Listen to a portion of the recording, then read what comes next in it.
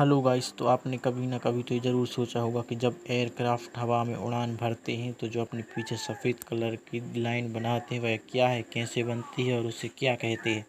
तो आइए आज हम आपको इसकी संपूर्ण जानकारी देते हैं। जो हवाई जहाज़ के इंजन से सफ़ेद लाइन बनती है उसे कंट्रेल कहते हैं। यह इसलिए बनती है क्योंकि हवाई जहाज़ बहुत ऊंचाई पर उड़ते हैं जहां का तापमान 40 डिग्री सेल्सियस होता है, जिससे ईंधन जलने के बाद निकलने वाली गैसों में मौजूद नमी तेज़ी से ठंडी होकर बर्फ़ के छोटे छोटे टुकड़ों में बदल जाती है और एक क्रिस्टल सूर्य की रोशनी को रिफ्लेक्ट करते हैं, जिससे यह सफ़ेद लाइन बनती है।